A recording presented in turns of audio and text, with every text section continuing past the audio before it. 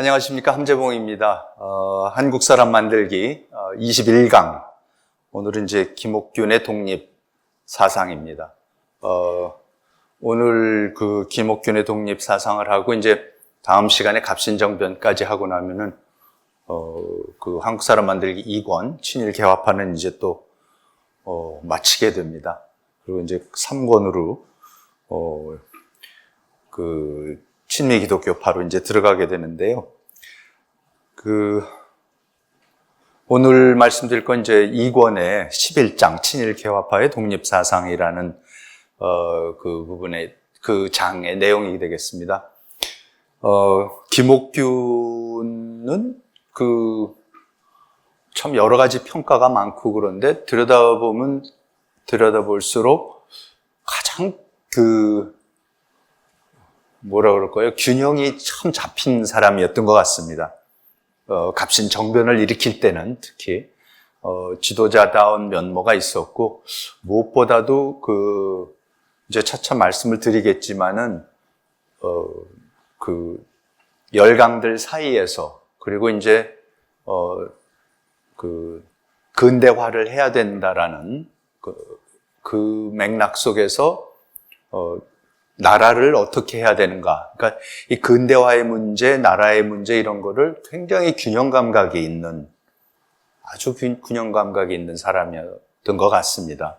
그렇게 자료가 많이 남아있진 않지만, 그리고 오늘 이제 자세히 말씀드리겠지만은,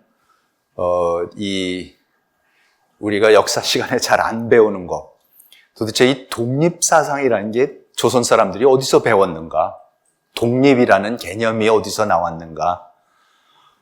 생각해 보시면 청으로부터 독립사상을 배울 수는 없었겠죠. 청은 뭐 우리를 속방으로 생각했고, 조선 사람들도 다 청을 상국으로, 종주권이 거기 있는 걸로 생각을 했으니까요. 그러니까 지지난 시간 내내 말씀드렸듯이 뭐 미국하고 영국하고 독일하고 국교 관계를 수립할 때마다 굳이 그쪽에서는 필요 없다 그러는데 우리 측에서 따로 문서를 만들어서 우린 중국의 속방이다라는 거를 따로 꼭 그 조약에다 첨부해서 보낼 정도로 철저하게 우리는 중국의 속방이라는 거를 강조를 했었고요. 조선 조정이.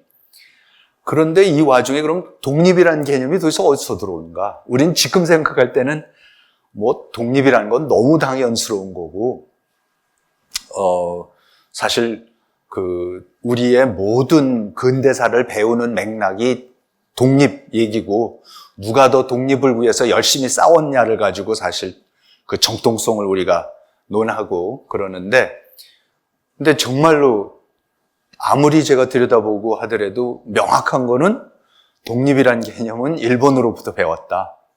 그것도 아주 정확하게 김옥균이 후쿠사와 유키치로부터 배웠다. 일본에서는 후쿠사와 유키치 보고 독립에 미친 사람이라고 그랬습니다.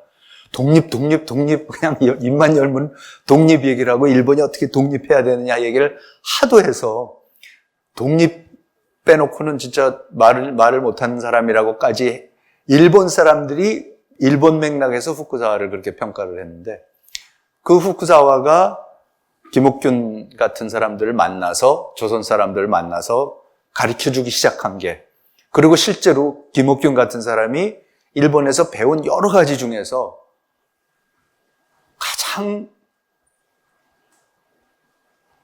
가장 중요하게 받아들이고 자기네가 하는 근대화와 모든 거의 궁극적인 목적이 뭐냐?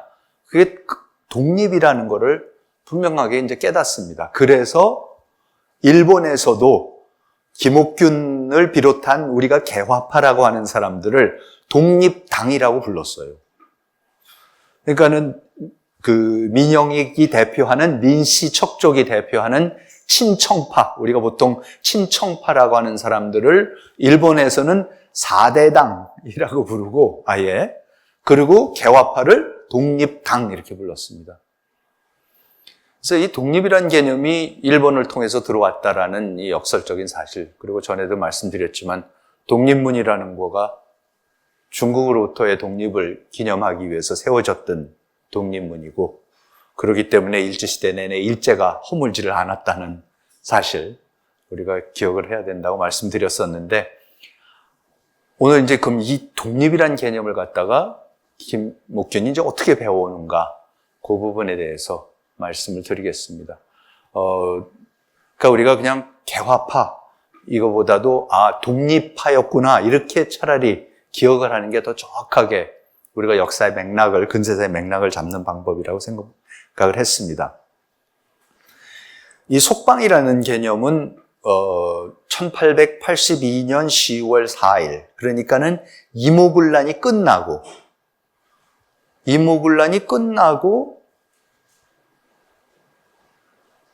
나서 조선하고 청하고 맺는 조약입니다.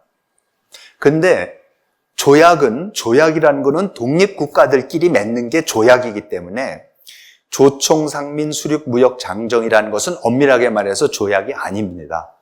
그리고 조약이 아니라는 것을 청이 누차 강조를 합니다. 워낙 일본하고 그 강화도 조약을 통해서 이제 열기 시작을 하고, 미국하고도, 영국하고 독일하고 다 82년 6월달, 5월달, 6월달에 연달아서 다 외교 관계를 수립을 하면서 이제 외국 상인들이, 부산에는 벌써부터 이제 일본 사람들이 들어와서 76년부터 장사를 하기 시작했고, 수많은 사람들이 제물포, 이제 원산에 그 외국 상인들이 이제 살기 상주하면서 이제 무역이 일어나니까, 그럼 이제 조선하고 중국도 무역을 해야 할 거 아닙니까? 근데 중국하고는 사실 서로가 뭐 상국, 속방 이랬었지만은 무역이라는 걸 제대로 해본 적이 없었는데, 근대 사회가 이제 되면서부터 중국하고도 이제 무역을 하게 되는 거죠. 그래서 중국 상인들이 제물포에 이제 막 몰려오기 시작을 하는 거죠. 인천에 가까우니까. 그러면 이제 중국 사람들하고는 도대체 어떻게 우리가 무역을 해야 되느냐? 중국 물건을 우리가 사고 우리 거를 팔고 이럴 때 관세는 어떻게 해야 되느냐? 이제 이런 문제들이 나오니까, 그럼 이제 중국하고도 무역을 해야 되지 않느냐? 그래서 조선이 우리도 어쨌든 이거 확실하게 뭐를 맺자. 그랬더니 이제 중국이 맞다 그러면서 조미수호 통상조약, 조영수호 통상조약, 조독수호 통상조약이 맺어진 지 4개월 후인 82년 10월 4일 날 드디어 이제 맺습니다. 근데 제가 이제 그 서문을 지금 읽어드리고 싶은데요. 말씀드린 대로 속방이라는 것을 명확하게 하고 있습니다. 조선은 오랜 동안의 제후국으로서, 중국의 제후국이죠, 전례에 관한 것에 정해진 제도가 있다는 것은 다시 의논할 여지가 없다. 그러니까 우리가 중국에 조공을 바치는 속국으로서 조선하고 청의 관계가 무슨 관계라는 것은 너무나 오랜 여러 가지 전례가 있기 때문에 그건 새삼 여기서 지금 논할 필요조차도 없다. 다만 현재 각국이, 두 나라가 수로를 통해서 물과 이제 배와 육지를 통해서 통상하고 있어서 해금을 속히 열어, 그때까지 서로 배달을 통해서 왔다 갔다 할 수가 없었습니다. 해금령이 내려져 있었습니다. 양국 상인이 일체 상호 무역하여 함께 이익을 보게 해야 한다. 변계에서 호시하는 규례도 시의에 맞게 변통해야 한다. 그 주변에서 이번에 제정한 수륙 무역장정은 중국이 속방을 우대하는 뜻이며 각국과 일체 같은 이득을 보도록 하는 데 있지 않다. 그렇죠? 이게 무슨 다른 나라들하고 하는 호혜평등조약 뭐 이런 내용 전혀 아니다. 다른 나라하고 조선이 뭐하고 한 건 아무 상관이 없는 거다. 그렇죠? 이에 각 조항을 아래와 같이 정한다. 그러면서 이제 정한 겁니다. 그러니까는 속방이라 그러면은 자기네 영토인데, 그런데 그냥은 또 할 수 없으니까 조약이라는 거를 맺어야 될 텐데, 조약이라고 또 할 수 없으니까 이런 장정을 맺으면서 그 앞에다 분명히 이거는 두 주권 국가끼리 하는 일이 아니다라는 것을 이제 명시를 합니다.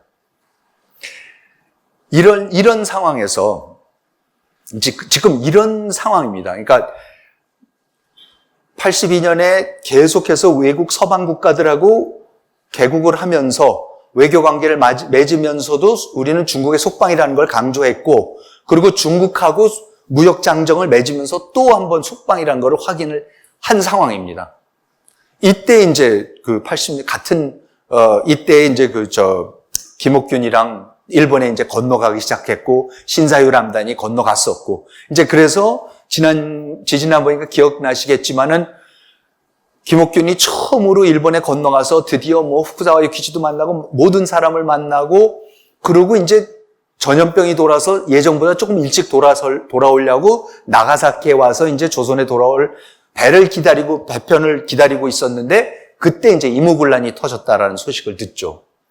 그래서 그 이모군란이 터졌다는 소식을 듣고 이모군란 때에 일본 공사관이 불타면서 하나부사가 쫓겨서 간신히 탈출해서 나가사키에 와서 거기서 이제 하나부사도 만나고 그리고 이제 일본 조정에서 크게 이제 대책회의를 열면서 이제 어떻게 해야 되느냐 그러면서 이제 하나부사 보고 다시 배를 타고 도로 가라 이제 조선에 가서 그 대신 우리가 뭐 침공하거나 복수를 하는 게 아니라 다시 이거에 대해서 우리 일어난 상황을 다시 정리를 잘해서 좋은 관계를 다시 회복하려고 하는 거라는 걸 명확히 하면서 이제 하나부사를 다시 보내는 거죠.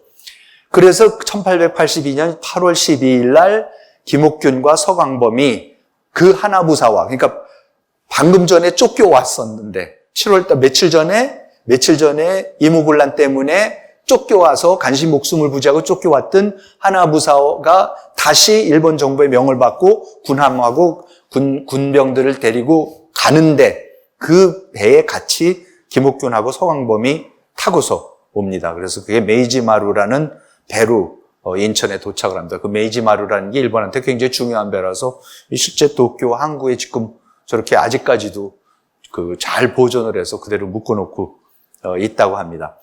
그래서 이제 8월 12일 날 이모군란 난 직후에 이제 이모군란이 나서 대원군은 이제 결국 압송이 되고 다시 이제 원래 그 질서가 회복이 된 상황에서 김옥균이 돌아오는 거죠.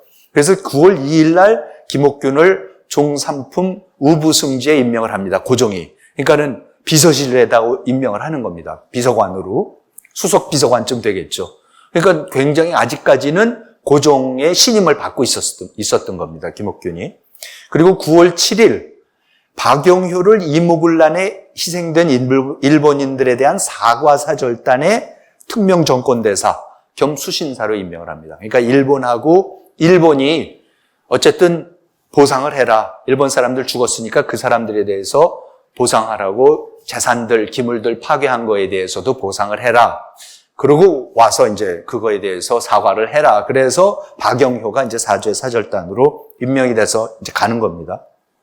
그래서 9월 16일 날 하나부사가 와서 고종하고 담판을 하고 모든 이 내용에 대해서 합의를 하고 돌아가고 9월 19일 날 박영효도 이제 고종한테 인사를 하고 일본으로 이제 사죄하러 이모군란에 대해서 일본이 입은 피해에 대해서 이제 사죄하러 일본으로 건너갑니다.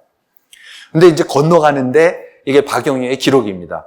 교리 김옥균도 이번 행역에 임금의 비밀 밀지를 받아서 같이 동경으로 가게 되어 은빙지회, 그러니까 뭔가 이렇게 속이 타서 죽겠는데 얼음물 마셨을 때 느끼듯이 하여튼 김옥균이 가주니까 너무 다행이다라는 걸 느끼면서 크게 위로가 되었다. 그러니까는 자기는 공식적으로 임명이 됐는데 김옥균은 비공식적이지만 따라가게 오히려 고종의 밀지를 받아가지고 따라가게 됐다는 소식을 듣고 이제 그러니까 그만큼 아직까지 김옥균이 굉장히 신임을 받고 있었습니다.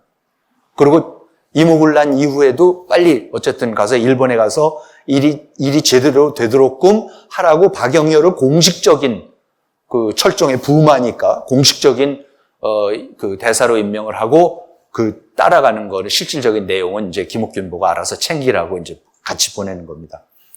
길을 떠나는 장계를 만들어 올리고 일제히 일본선으로 향하니 일본선 이름은 명치환, 아까 그 메이지마루를 이제 다시 타고 가는 거죠. 타루에 오르니 참판 민영익이 벌써 배 안에 도착하여 있었으므로 기쁘게 서로 인사하였다. 배 모양은 영묘하고 장엄한데 선장이 서양 요리를 대접하였다. 그러니까 이제 여기서 아마 처음이겠죠. 서양 요리를 이제 박영효랑 사람들이 이제 먹습니다. 근데 이때 재밌는 게 민영익이 타고 있었어요. 그러니까 민영익은 고종이 무슨 공식적으로 임명한 것도 아닌데 민영익이 타고 있었고 그리고 그 민영익하고 같이 그 배에 또 타고 있었던 사람이 그 고배의 영국 영사인 애스턴이라는 사람이 또 타고 있었습니다. 그러니까 애스턴은 누구냐면 무불탁정식이라는 그 스님한테 한국말을 배우고 영어를 가르쳐주고 그러면서 그 굉장히 교류가 깊었던 사람인데, 그 사람이 타고 있는 거를 보면 이것도 이동인이랑 무불탁정식이 민영익한테 얘기해서 민영익을 일본하고 다시 연결을 또 시켜주려고 해서 또 민영익이 가는 걸로 그렇게 지금 추정이 되고 있습니다. 공식적으로는 왜 간지는 아무데도 없습니다. 그러니까 진짜 이제 전부 다 일본에 다시 이제 건너가서 그 김옥균하고 민영익 정도면은 그 당시 이 조선의 차기, 부상하는 차기 그 세대 그 주자들로서 대표들이었는데 둘 다가 동시에 이제 일본으로 가게 됩니다. 근데 이때 배를 타고 가면서 처음으로 태극기를 만듭니다. 이 태극기가 만들어지는 과정이 아주 자세하게 나와 있습니다.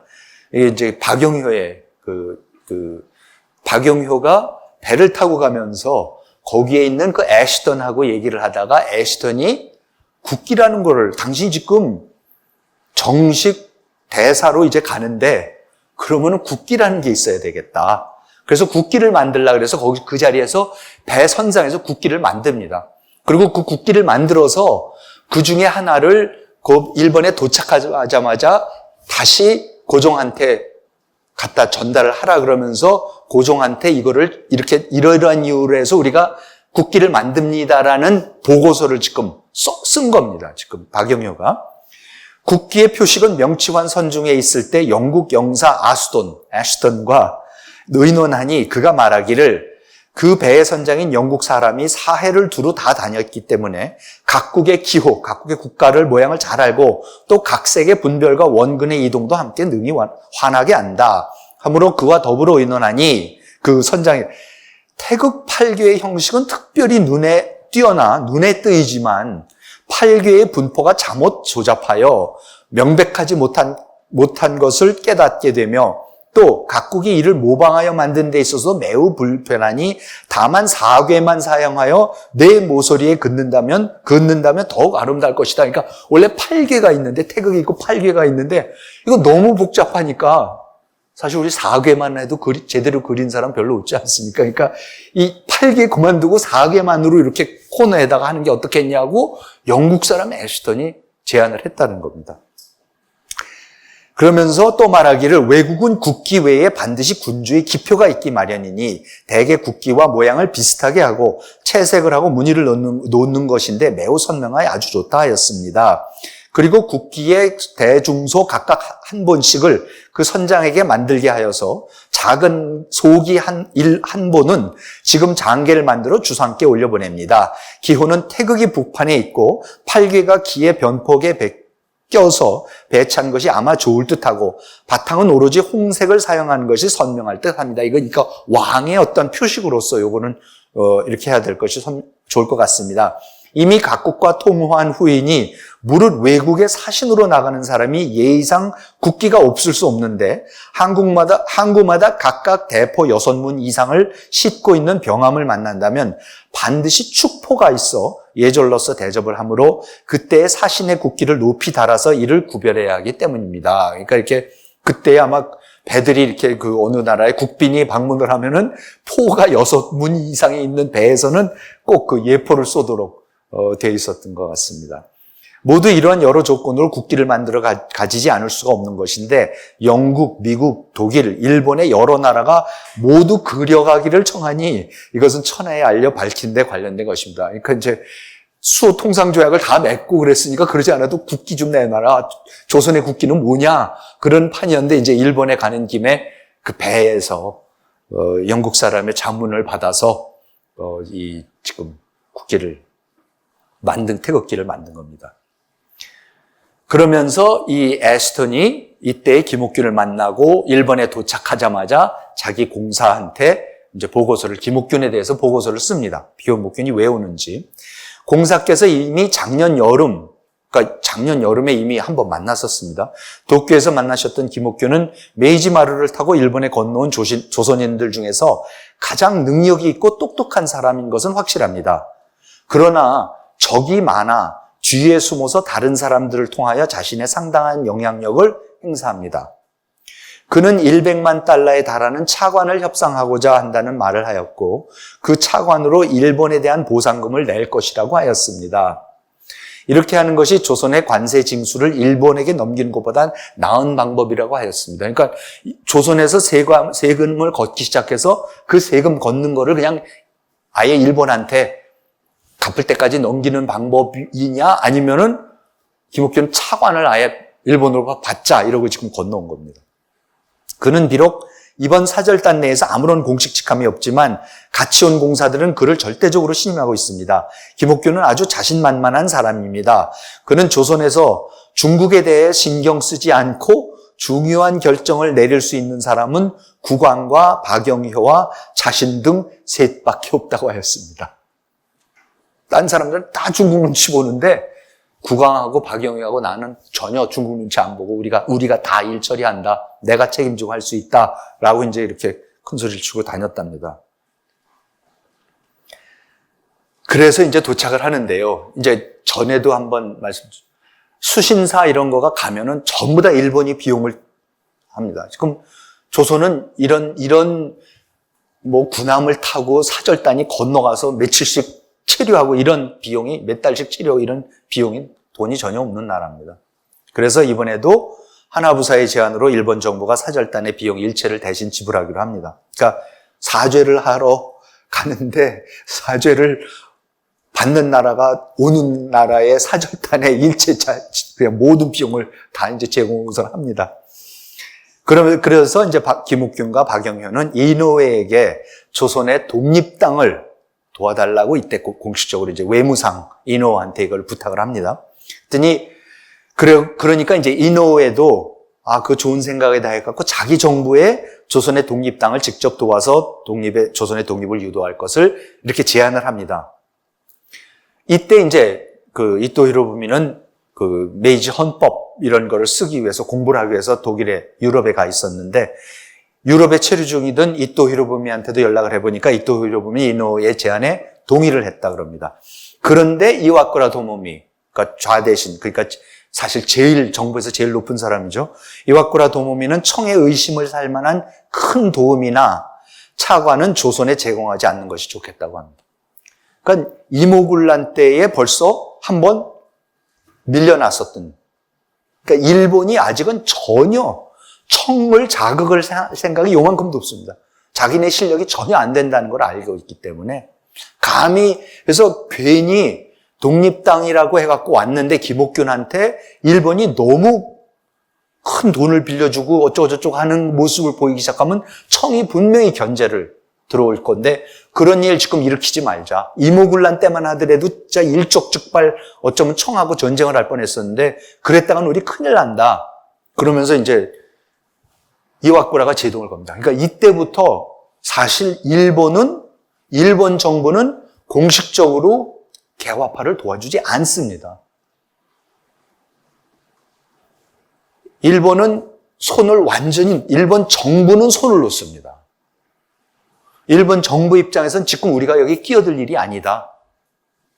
그러니까 후쿠사와 유키치나 여러 다른 사람들은 개인적인 이유, 다른 이유 때문에 심지어는 일본 정부를 곤란하게 만들기 위해서라도 조선을 도우려고 하지만 일본 정부는 전혀 개화당을 도울 생각을 안 합니다. 이거 굉장히 우리가 잘 알고 있어야 되는 게 그냥 대충 일본이 뭐 뒤에서 다 조종해서 일어난 걸로 우리가 착각을 하는데 분명하게 안 된다고 이때 일본이 그럽니다. 사실 그래서 갑신정변이 실패를 하는 거죠. 그래서 결국 이노우의 외무상은 조선의 개화당을 일본 정부가 직접 돕는 거, 이거는 이제 포기를 합니다. 그 대신 청의 의심을 사지 않을 정도의 작은 금액의 차관은 이제 제공해 주겠다, 이제 이럽니다. 그래서 10월 26일 날 이노우에가 박영효에게 사죄 공문을 이제 공식적으로 사절단이니까 공문을 공식적으로 받은 다음에 박영효의 요청을 받아들여서 조선이 일본에 내야 하는 배상금 50만 엔의 납부 기한을 우선 10년 연기를 해주고요. 그 자리에서 그냥 그래 그럼 10년 후에 내. 그러고 나서 박영효가 요코하마 정금은행으로부터 차관 17만 엔을 저리로 받을 수 있도록 또 주선을 해줍니다. 그래서 12월 18일 날 일본 정부가 대출 보증을 서서 그래서 박영효가 17만 엔을 대출을 받아서 그래서 그 대출 받은 걸로 재물포조약, 그러니까 이모군란 끝나고 나서 하나부사가 가서 고종하고 맺은 조약입니다. 그러니까 어떻게 보상을 해라. 그 재물포조약 3관에 보면 3조에 보면 조선은 5만 엔을 지출하여서 해를 당한 일본 관서의 유족들, 부상자를 특별히 돌봐준다라고 거기에 약속을 써놨는데 지금 일본 정부가 보증을 서서 일본 은행으로부터 돈을 받아서 그 중에 5만 원을 내갖고 엔을 내서 그 일본 보상금을 지불을 합니다. 그러니까 여비도 일본이 내주고 보상하는 돈도 일본이 보증을 서서 빌려주고 그러니까 조선은 돈 한 푼 안 쓰고 아주 장사를 굉장히 지금 잘하고 있습니다.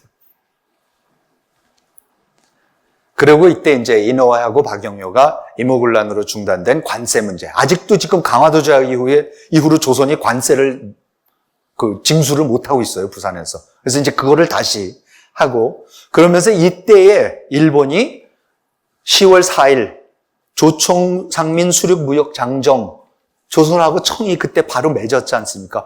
거기에는 분명히 세금을 내도록 관세를 5%인가 매기도록 돼 있었거든요. 그러니까 야 이거대로만 하자. 그래서 일본하고 조선도 청하고 조선하는 거랑 똑같은 관세를 그냥 해달라라고 이노우에가 부탁을 해서 이제 그렇게 해줍니다. 그러고 나서 이제 83년 1월에 박영효랑 공식 사절단은 귀국을 합니다. 이때 귀국을 할 때에 누가 오냐면 같이 조선에 오냐면 신임 조선공사 다케조의 신이치로, 여기 사진에 나오는 사람입니다. 나중에 갑신정변에서 굉장히 중요한 역할을 하는 사람인데, 다케조의 신이치로 신임 조선공사, 그 다음에 후쿠사와 유키치가 추천한 우시바 다쿠초, 다카하시 마사노부 2명의 신문 제작자가 포함이 됩니다. 이 사람들이 신문 최초의 근대 신문 제작을 하려고 후쿠사와가 자기 제자들, 자기 밑에서 신문 만들던 사람들을 조선에 이제 보내주는 겁니다. 그런데 김옥균, 서강검 탑정식은 더 배우겠다 그러면서 이제 일본에 남습니다. 자, 그래서 이때 이제 본격적으로 후쿠사와 유키치를 만나서 김옥균이 이제 영향을 배우기 시작을 합니다. 후쿠사와 유키치는 뭐라고 생각을 했었냐, 이때. 지금의 청나라를 청국인이 지배하고 조선을 조선인이 지배한다면 나도 그것을 우려하지 않겠지만 만약에 그 국토를 다 서양인에게 넘겨주는 것 같은 대변을 당하면 어찌하리요? 마치 이웃집의 화재가 우리 집에 옮겨지는 사태를 초래하는 일과 다름이 없다. 그러므로 우리 일본이 청나라의 형편을 우려하고 또 조선 국사에 간섭하는 것은 감히 어떤 사건을 만드는 것이 아니라 일본 자국의 연소를 예방하는 것이라는 것을 알아야 한다. 그러니까 명확합니다. 청나라도 자강을 하고 조선도 자강을 해서 그 두 나라가 외국 서양 열강 손에 떨어지지만 않으면 된다. 그게 최상이다, 지금.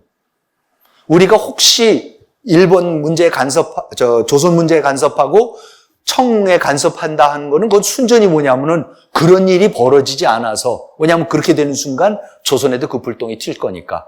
라고 이제 명확하게 이 사람은 그 상황을 판단을 하고 있는 겁니다. 그러면서 이 사람이 이 후쿠사와가 그 조선 사람들에 대해서 갖고 있었던 그 어떤 심정을 읽어볼 수 있는 대목들이 많이 나옵니다. 이달 초순에 조선인 여러 명이 일본 사정을 시찰하기 위해 왔다. 이게 이제 그 전해에 신사유람단이 왔을 때 이제 얘기입니다. 그중 청년 2명이 본숙에 입학하여 나의 집에서 유숙하고 있다. 이게 뭐냐면 누구죠? 유길준하고 유정순과 두 사람이 이제 그 개요 대학에 유학을 이제 하고 했던 거 아닙니까? 남았던 거 아닙니까? 그러니까 그때에 이제 유학생 두 사람을 받았을 때입니다. 그러면서 참으로 20여 년 전 나 자신의 일을 생각하면 동정을 금할 길이 없다. 나 20년 전에 나랑 똑같다, 지금 보니까. 이것은 조선인의 외국 유학의 처음이요. 본숙도 우리 개요의숙도 또한 외국인을 최초로 입학시킨 것이니 실로 기우라 하겠다. 참 기이한 인연이다. 조선하고 우리는 참 기이한 인연이다. 그들 때문에 많은 조선인이 나의 집을 방문하여 조선 사정을 말하고 있는데 30년 전에 일본 사정과 너무 비슷하다라고 얘기를 합니다. 이 오른쪽 사진은 이 개요 대학교 사진입니다. 이런 건물을 벌써 지어놓고 대학을 지금 세워서 운영을 하고 있습니다. 책판 돈으로 그러고 있습니다, 지금. 이 후쿠사와 기치가. 그러니까, 누구죠? 구로다가 강화도 조약을 하러 갈 때에, 강화도 조약을 강제로 맺으러 갈 때에도, 야, 우리가 가는 게 페리가 20년 전에 우리한테 와서 강제로 우리를 열 때에 딱 나는 그 기분이다. 그러니까 그때 페리 때문에 우리가 열어서 이렇게 빨리 발전을 하고 나라가 잘 된데 내가 지금 하는 역할도 페리가 우리 열듯이 내가 지금 조선을 열어서 조선이 발전하도록 해야 되는 것이다 라면서 그 후에 일어나는 모든 일을 일본 사람들은 뭐라 그러냐면 우리가 20년 전에 우리가 30년 전에 딱 그때다 조선이. 그러니까 조선을 잘만 우리가 그때에 느꼈던 당황스러움 그리고 우리가 그때 몰랐던 거 깨닫게 된 거 이런 거를 우리가 가르쳐주면은 20년 30년만 지내면 우리같이 될 것 아니냐 조선이. 그러면은 따로 우리가 걱정할 필요 없이 조선도 자강을 하고 중국도 자강을 하고 그럼 우리 아시아 국가들이 서구 열강의 침략에 하나도 걱정할 필요도 없고 이러면서 우리가 잘 흥하회가 얘기하듯이 잘 살 수 있게 되지 않겠느냐라고 그렇게 지금 다 생각들을 하고 있는 겁니다. 그러면서 아까 그 말씀드렸죠. 그러면서 자기 제자 우시바를 그 신문 제작을 하라고 이제 그 박영효가 갈 때 딸려 보내면서 우시바한테 이런 편지를 써서 보냅니다. 개국 이래 거의 10년이 된 오늘에 이르기까지 일한 양국 정부는 그러니까 이 한국하고 조선하고 일본 정부는 교류의 정을 두텁게 하지 못하고 그러니까 강화도 조약 이후에 그 이란 양국 정부는 교류의 정을 두텁게 하지 못하고 양국 인민의 무역도 번창하지 못한다. 지난해 봄에 안변의 살상 사건, 안변이 함흥 쪽이거든요. 근데 그쪽에서 무슨 또 일본인 살상 사건이 있었던 것 같습니다. 그리고 여름은 즉 한양의 변란, 이모군란이 일어났고 양국의 교제는 오히려 후퇴했다고 할 수밖에 없다. 그러니까 이모군란 직후에 지금 이제 일본에 보내는 그 자기 제자를 조선에 보내는 거니까요. 생각건대 조선 인민은 결코 야만하지는 않다. 고상한 문학, 사상이 없지 않다고 하지만 수백 년의 침체는 가령 이것을 불러일으켜서 운동을 재촉해도 눈빛이 아직 분명해지지 않고 방향을 잃은 자와 같다. 저는 이거 읽으면서 나중에 이제 3권에 들어가면은 서양의 선교사들이 와서 조선 사람들에 대해서 논하는 거하고 똑같습니다. 조선 사람들이 어떤 상태인 건가? 이런 조선 문명이 어떤 지금 상태에 있다라는 거에 대한 분석이나 이것이 일본 사람들이 보는 거나 서양 사람들이 보는 거나 너무나 똑같습니다. 지금 그 눈빛으로 하여금 분명하게 하는 방법을 구하면 위세를 가지고 협박하지 말고 이득을 가지고 유인하지 말고 다만 그 인심의 잘못을 고쳐주고 조선인 스스로 개화하게 하는 하나의 방법이 있을 뿐이다. 무력으로도 하지 말고 장사해갖고 돈 벌고 어쩌고 해서도 하지 말고 그냥 그 사람들을 깨우쳐주자. 스스로 깨우칠 수 있도록 해주자. 그 방법밖에 없다라고 지금 후쿠자와가 제자를 신문을 만들어주라고 보내면서 지금 한 얘기입니다. 조선 개화의 제1칙은 무력을 사용하는 것. 그러니까 제일 많이 하는 얘기들이 지금 무력을 사용하자는 것이다. 하지만 이것은 인민의 마음을 닫아버릴 우려가 있고 문제는 일본, 조선만이 아니고 동양 전체에 파급될 우려가 있기 때문에 이 정책은 실제로 쓸 수가 없다. 지금 무력을 갖고 지금 조선을 어떻게 생각하지 말라. 조선 개화의 제2책은 종교를 가지고 국민을 교화하는 것이지만 조선의 상류 인사들은 불교를 믿지 않고 일본의 불교도 지금 부패가 되어 있기에 이것도 바랄 수가 없다. 그러니까 이때 이게 왜 나왔냐면요. 누구죠? 오쿠무라 엔신이 동본원사라는 거를 차려서 부산에다가 개원을 해서 이동인이 거기 가서 배우고 했는데 그때에 일본 사람들이 무슨 생각을 하냐면요. 그 파견하는 이유 중에 하나가 오쿠무라 엔신을 조선에 파견하는 이유 중에 하나가 서양의 제국주의는 어떻게 하느냐? 서양의 제국주의는 선교사들을 앞세운다. 그러니까 우리도 제국주의를 제대로 할 거면 선교사들을 앞세워야 되는데 우리는 기독교가 없으니까 그럼 불교 선교사들을 앞세워야 되지 않냐. 그래서 사실 그래서 오쿠보 도시미치가 오쿠무라 엔신을 동본원사에 부탁해서 이제 보냈던 거죠. 그런데 그런 거를 이제 후쿠자가 옆에서 보고 있으면서 글쎄 그건 뭐 서양이 뭐 그렇게 하는지는 모르겠지만 그래서 우리가 오쿠무라 엔신도 보내고 이런 것 같은데 내가 봐서는 이건 지금 조선 사람들이 무슨 불교를 지금 조선의 상류층이 무슨 불교를 믿냐. 그리고 일본 불교라는 것 자체가 지금 너무나 부패가 되어 있는데 이게 무슨 소리 아니야. 안 된다. 이제 그런 겁니다. 그러면서 조선 개화의 제3책은 학문을 통하여 문명화하는 방법이다. 즉 일본의 학자를 조선에 보내 조선인을 많이 일본에 오도록 하여 문명의 길을 가르치고 일본 상류 인사들의 덕을 베풀고 일본과 대등한 위치에 조선을 올리는 방책이다.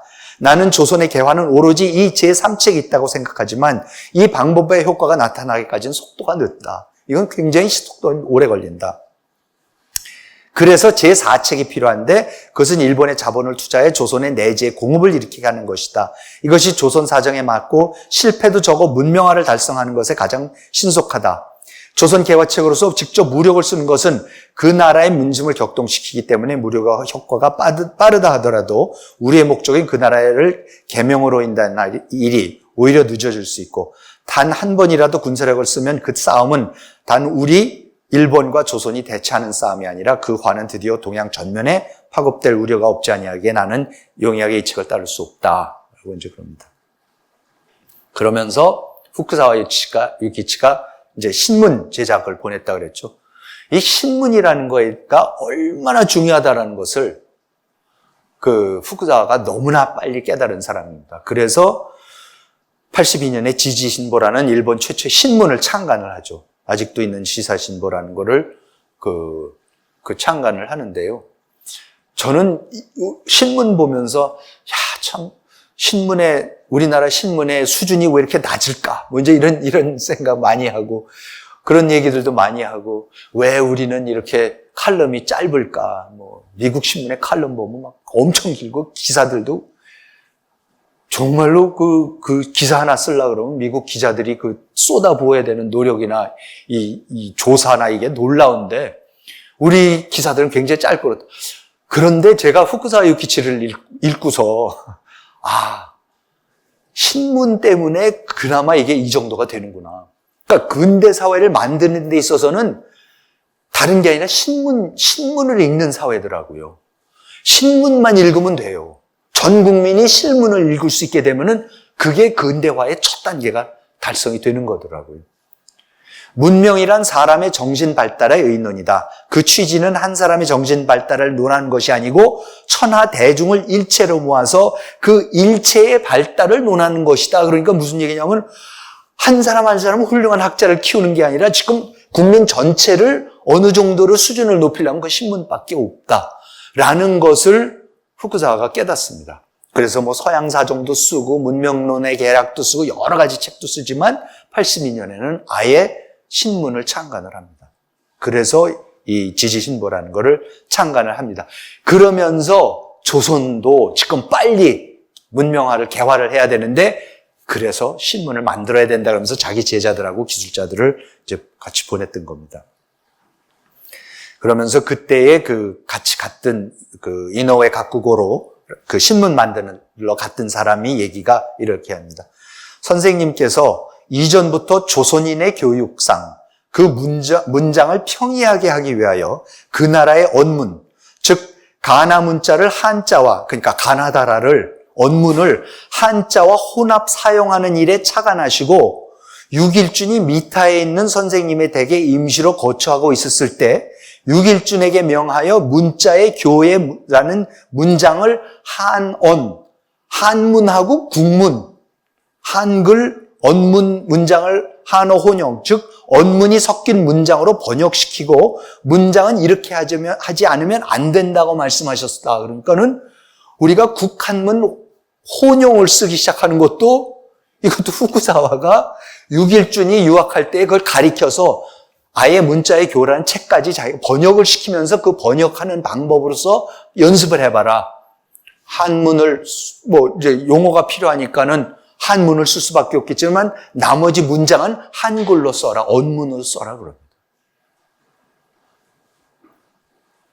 1884년에 갑신정변이 일어나서 개신교 그 선교사들이 들어오기 시작하고 그러면서 한글을 갖고 성경 번역이 일어나기 시작합니다. 그런데 벌써 그 직전에 후쿠사와 유키치는 벌써 자기 조선 제자들한테 국한문 혼용을 써야 된다. 그러니까 한글, 언문, 잊혀졌던 언문을 너희 다시 써야 된다라고 아예 가리킵니다. 6일준이 배우는 게 그걸 배우는 겁니다.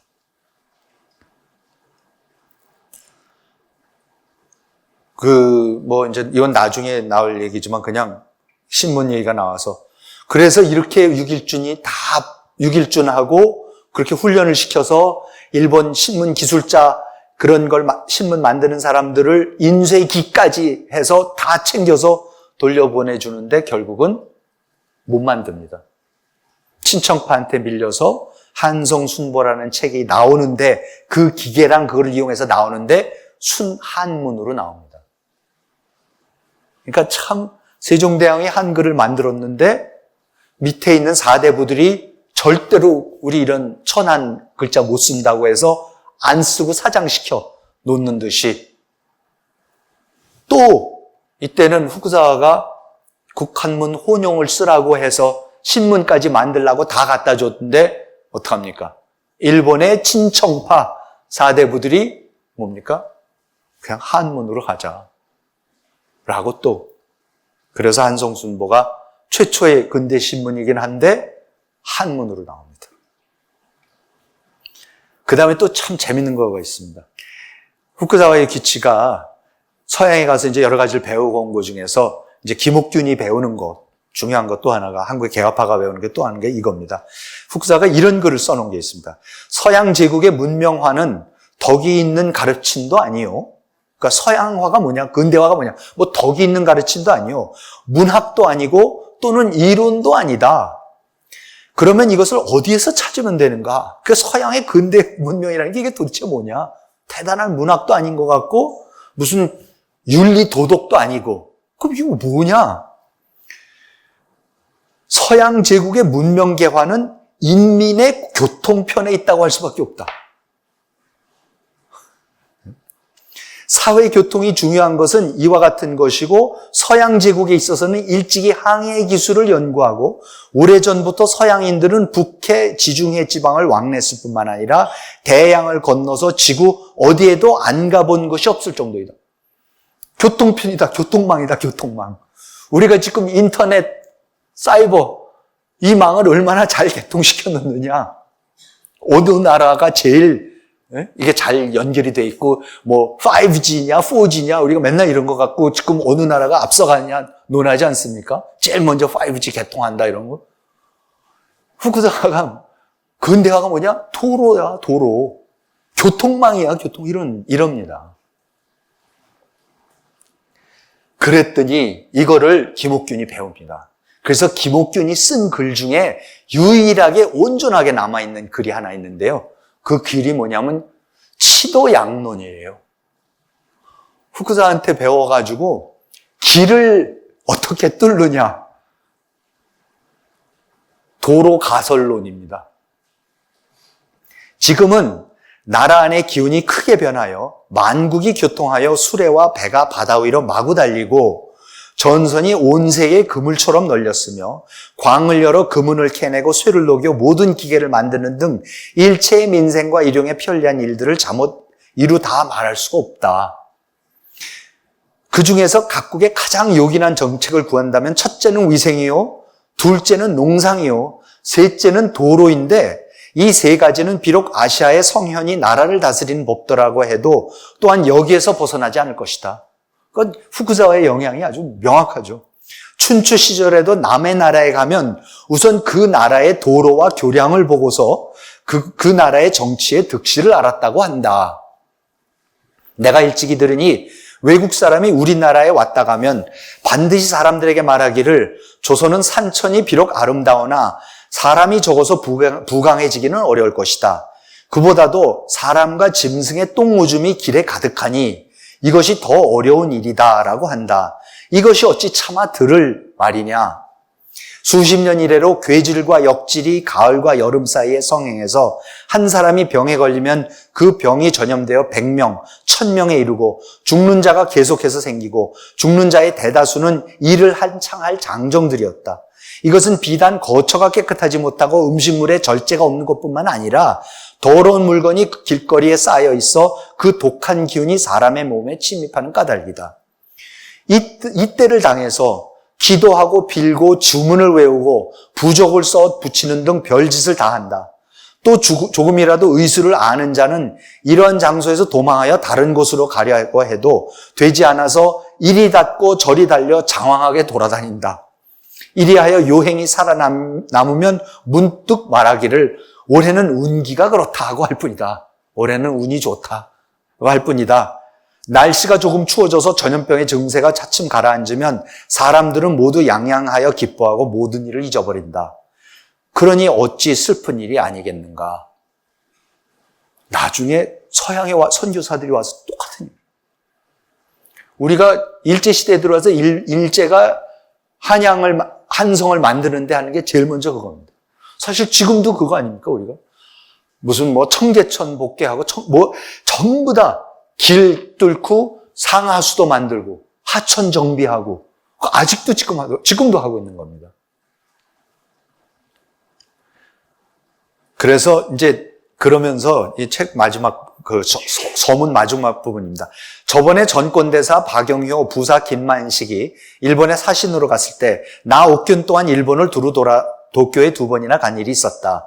어느 날 두 사람은 나에게 말하기를 우리는 장차 치도에 능한 학자 몇 명을 데리고 본국에 돌아가서 정부에 보고하고 치도하는 일을 급히 시행하려 하는데 그대의 의견은 어떠한가라고 자기한테 그러더래요. 박영효하고 김만식, 김윤식의 나중에 외교에서 중요한 역할을 하는 김윤식의 형인데 그 두 사람이 자기한테 도쿄에서 하더니 우리 돌아가자마자 길 만드는 일부터 우리가 주상께 말씀을 드리고 추진을 하자. 자기 보고 그러더래요. 그래서 나는 대답하기를 우리나라는 지금 크게 경장을 해야 할 때고 개혁을 해야 할 때를 당해서 그대들은 여기에 대한 소중한 책임을 지고 이제 외국에 온 것이니 복명하는 날에는 돌아갔을 때는 여러 가지 보고 들은 것을 가지고 정부에 건의해서 국가의 훈업을 수립하는 것이 곧 그대들의 책임인데 겨우 이 치도하는 일을 가지고 급선무를 삼으려 하는가. 그래서 아니 결국 하고 기껏 하는 게 길이나 만들자는 얘기는 지금 하려고 그런 거냐고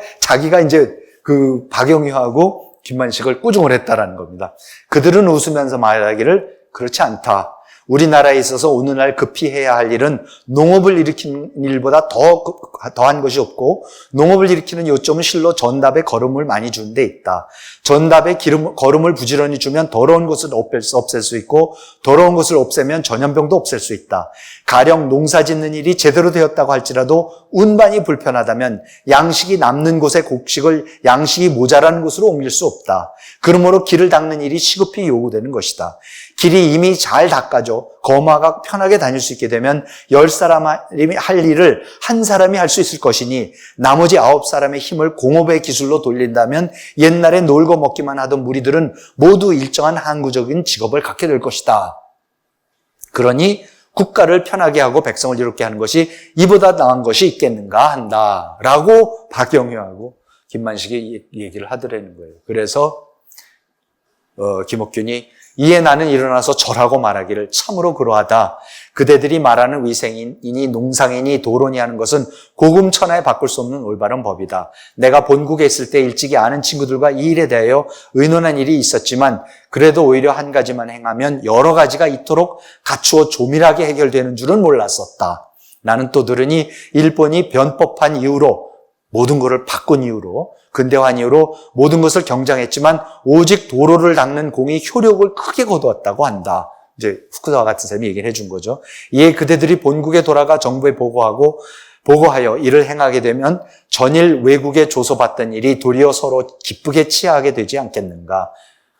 우리나라가 부강해질 방법은 실로 여기에서 시작될 것이다 했다. 이에 김공은 옥균에게 부탁하여 지도규칙 몇 조목을 만들어 이것을 시행토록 하라고 한다. 옥균이 감히 그를 하지 못한다고 사용할 수 없어서 삼가 다음과 같이 조목을 만드는 바이니 여러분들은 여기에 의해 채택해 주시면 매우 다행스럽겠다라고 소문을 맞춰서 치도양론이라는 책을 이제 발표를 합니다. 박정희 대통령이 산업화 제일 먼저 뭐 합니까? 경부고속도로부터 뚫습니다. 그렇죠? 제철소 만들고 경부고속도로 뚫는. 우리나라 아직도 진짜 잘하는 겁니까? 길 뚫는 겁니다. 아마 딴 거는 안 배웠는데 이 김옥균한테서 후쿠사한테서 확실하게 배운 것 같습니다. 이 길 뚫어야 된다라는 거. 너무나 명확하게 이 사람들. 그러니까 이 후쿠사 같은 사람이 그 모든 거를 이렇게 꿰뚫어보는 너무나 그렇게 간략하고 실질적으로 우리가 할 수 있는 걸로 이렇게 모든 문제를 좁혀 들어가 갖고 길 뚫는 거다. 서양 근대화 길이다라고 하는 거. 그리고 그걸 김옥균한테 가르쳐서 그거 생각해 보니까는 진짜 박영효랑 길이다. 그걸 박정희 대통령도 알았던 거죠.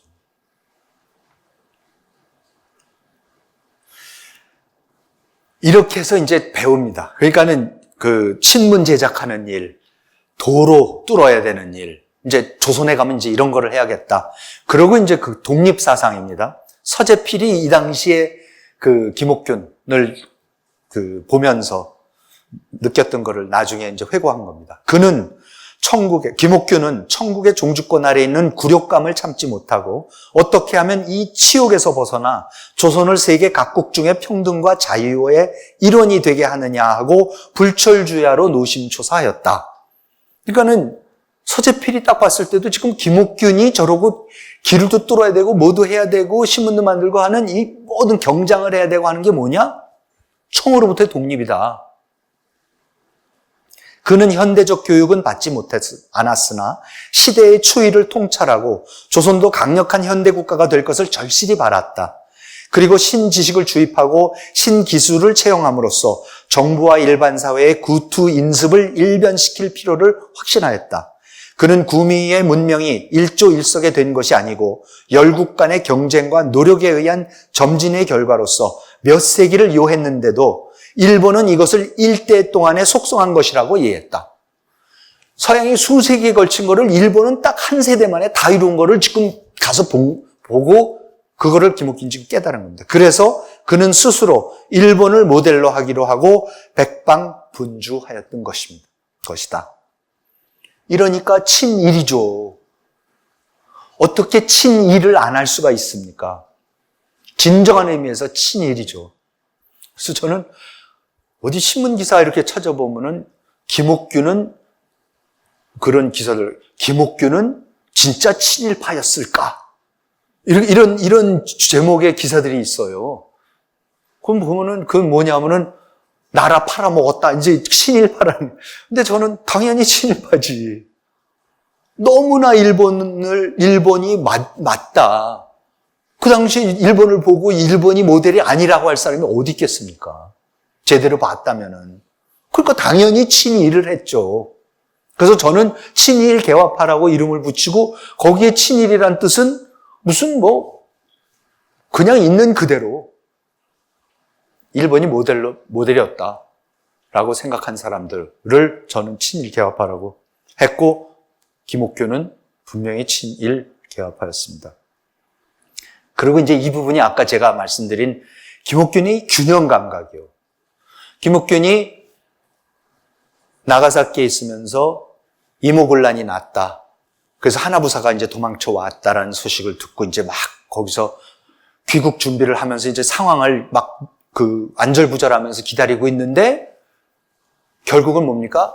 대원군이 청군한테 납치가 됐다라는 소식까지 이제 듣죠. 금방 일어난 거니까. 그랬더니 그때에 일본에서 아직도 있으면서 그 소식을 듣고 김옥균이, 그러니까 다른 모든 사람들은 뭐 윤치호, 서광범은 물론이고 그때 중국에 가서 있었던 김윤식 모든 사람들은 각자가 일본에 있었던 사람들은 일본 정부 보고 빨리 가서 대원군 축출해라. 군대 보내서 축출해라. 그리고 청에 있는 사람들은 청군 빨리 가서 대원군 축출시켜라 라고 막 그럽니다. 그런데 김옥균만 뭐라 그런지 아세요? 섭정 국부는 대원군은 완고하지만 그 정치는 정대하고 국왕전하는 총명하지만 과단성이 부족하다. 죽음으로써 국부를 설득해야 한다. 국부가 대원군이 쇄국 정책을 한 거는 잘못했지만 사실 우리나라를 이끌고 갈 사람은 사실 대원군밖에 없다. 그러니까 우리가 해야 될 거는 지금 외세의 힘을 빌려서 대원군을 쫓아내는 게 문제가 아니라 대원군을 죽음으로써 설득을 해야 된다, 이제는. 그래서 나라를 옳은 방향으로 끌고 가시라. 나라를 끌고 갈 사람은 대원군밖에 없으니까 라고 판단을 해요. 이런 판단 내린 사람 조선에 딱 박영효하고 김옥균이었습니다. 기억나세요? 박영효가 1876년에 강화도 조약을 해서 여느냐 마느냐 갖고 하는데 열어야 된다라고 아무리 해도 고종이 마음을 결정장애를 일으키니까 화딱지가 나서 그때 누구한테 편지를 씁니까? 대원군한테 편지 쓰지 않습니까? 이게 어떻게 되는 거냐고 이것 좀 하라고. 그러니까 제대로 상황을 아는 사람들은 정확하게 알죠. 국왕은 총명하지만 과단성이 없다. 이 나라 정대한 정치로서 나라를 이끌고 갈 사람은 대원군밖에 없다. 그를 설득해야 된다라고 하는 겁니다. 그러고 나서 김옥균은 대원군의 구속 납치 소식을 듣자 개연이 일어서서 청국 타도의 결심을 굳혔다. 이게 이제 그 서재필이 써놓은 거. 그는 국제정치의 정세 여하에 관계없이 국부를 속여서 그를 납치하여 가는 것은 국토를 유린하고 국민을 모욕하고 조선의 왕가를 노예로 하며 나라의 면목을 유린한 것이라고 하여 개헌이 일어나서 청국 타도를 결의한 것 같다. 그가 뒷날 갑신정변 때에 오로지 한 뜻으로서 4대당의 경멸을 결심한 것은 실로 대원군 납치 사건에 기인한다고 말하여 준다. 정말로 중심이 잡힌 사람인 거죠. 그렇죠? 아무리 사정이 급해도 외국 군대 보고, 그러니까 그 외국을 훌륭한 김윤식, 윤치호, 서광범, 모든 사람들이 대원군 제거해야 된다. 급하니까. 지금 개혁하려고 그러는데 들어와서 하는 걸 못해. 그러니까 외세가 들어와서 그 사람을 자기의 나라의 왕의 아버지를 제거하라는 것에 대해서 상황이 급해지니까 보통 다른 사람들은 다 한 번도 제거의 여지 없이 빨리 외국 정부 보고 군대 좀 파견하라 그러는데 대원군은 김옥균은 이게 말이 되는 얘기냐. 어떻게 이런 일이 있을 수가 있느냐. 국제정세고 뭐고 다 필요 없다. 어떻게 외국군이 와서 우리의 왕의 아버지를 국부를 납치를 해간다라는 게 이게 도대체 무슨 일이고 이걸 어떻게 용인을 하는 이럴 수가 있느냐. 라고 보는 거의 유일한 사람이에요. 그래서 전 처음 김옥균은 균형이 잡힌 사람이다라는 생각을 했습니다. 이 사람이 얼마나 독립, 청으로부터의 독립을 외치고 돌아다녔는지 그 당시 해리 박스 영국 공사가 쓴 겁니다. 그는 조선의 이해관계를 위해서는 영국과 우호관계를 가급적 빨리 수립하는 것이 얼마나 중요한지는 정확하게 인지하고 있다고 하였습니다. 그러니까 김옥균이 파크스를 만나서 이제 하는 겁니다. 그는 이어서 자신의 생각으로는 청이 조선에 대해 펴고 있는 정책은 완전히 청의 이기심의 발로이며 겉으로는 조선의 안위를 생각하는 척하지만 조선이 외국과의 관계를 증진시키고자 하는 바람을 돕기 위해서 한 것은 아무것도 없었다고 하였습니다. 지금까지는 청의 조선의 이해를 증진시키기보다는 오히려 호전의 진보를 막기 위해서 자신의 영향력을 행사해왔다고 하였습니다. 영국과의 우호조약과 이를 기반으로 한 양국 간의 통상관계는 조선이 청의 압력에 맞서는데 그 무엇보다도 큰 힘이 될 것이며 따라서 조선이 독립을 유지하는 데도 큰 힘이 될 것이라고 하면서 외국 열강들과의 조약이 없다면 조선의 독립은 오래 유지하지 못할 것이라고 하였습니다. 그러니까 기억나세요? 외국하고 지금 미국하고 영국하고 독일하고 수교를 하게 된 게 청의 이홍장이 자신만의 청만의 힘으로서는 조선에 대한 자기네 이권을 보호할 방법이 없으니까 여러 나라랑 EJ, 밸런스 오브 파워 그 전략하에 일부러 적극적으로 이런 걸 주선을 했던 겁니다. 그런데 김옥균은 거꾸로 그걸 이용해서 뭐라 그럽니까? 이거를 이용해서 청으로부터 독립을 이제 할 수 있는 절호의 기회라고 전략적으로 생각을 하는 거죠.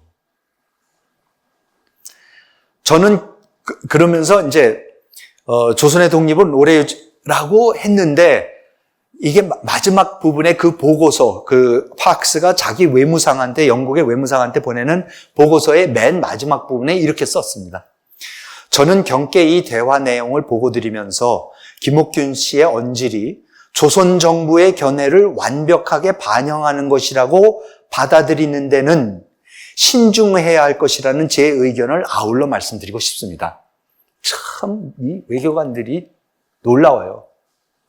지금 김옥균이 이러고 왔고 분명히 김옥균이 대단한 권한이 있는 것 같고 그런데 공식 사절은 지금 박영효고 정확하게 이 사람의 공식 직함이 뭔지를 모르겠는 상황이고 그런데 그럴듯하게 들리는데 그런데 그러면 이게 고지고대로 표면대로 그대로 받아들여서 아 조선 정부가 이제 이렇게 갈래는구나라고 받아들일 수 있느냐는 저는 사실 현장에 있으면서 그것까지는 확답을 못 드리겠습니다. 그는 조약 관계가 필요하다는 자신의 신념을 솔직하게 표현하는 것이었겠지만 지난번 조선에서 애시턴 씨를 만났을 때 그가 보인 소극적인 태도를 놓고 볼 때 그의 신념과 그가 갖고 있는 정보가 조선의 지배계층 사이에서 얼마나 널리 공유되고 있는 것인지 의문스럽습니다. 참 얼마나 정확하게들 보고 있습니까?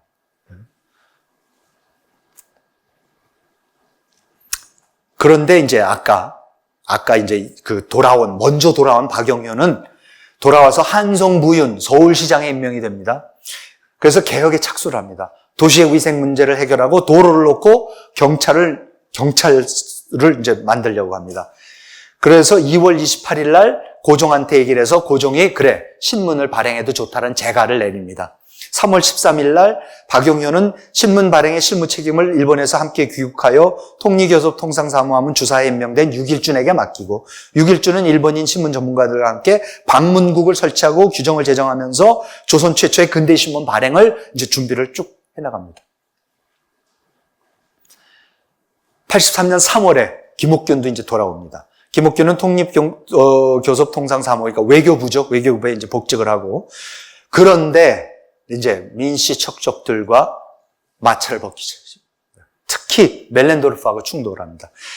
기억나신지 모르겠지만 멜렌도르프가 당호전을 만드는데 찍어내는데 앞장을 씁니다. 당호전 기억나시죠? 당백전이 아니라 당호전은 뭐냐면 이제 똑같은 소전인데 그냥 상평 통보에 비해서 이건 5배다 이제 해서 민씨들이 마구 찍어내서 이제 돈을 쓰는 겁니다. 거기에 이제 김옥균은 반대를 하는 거죠. 그래도 좀 일본에서 이제 보고 들은 게 배운 게 있어서 이렇게 돈 막 찍어서 안 된다 하면서 이제 멜렌도르프 보고 이제 계속 뭐라 그러는 겁니다. 그러면서 해외에서 차관을 받아와라. 차관을 받아오자. 돈 이렇게 찍어서 이게 무슨 말이 되냐. 일본 같은 데서 차관을 받아오자. 이렇게 하는 겁니다. 그랬더니 멜렌도르프는 김옥균이 국고를 낭비하고 있으며 왕의 신임을 믿고 위험한 일만 꾸미는 자라고 이제 멜렌도르프 완전히 친정파니까 이제 그런 일을 하죠. 여기 이제 멜렌도르프 사진입니다.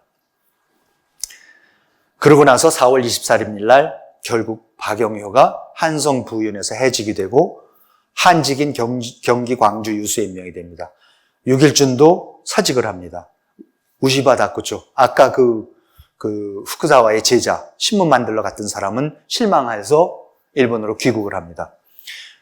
다행히 귀국하는 편에 40명의 조선 학생들을 인솔하여 게이오 기쿠초에 유학을 시킵니다.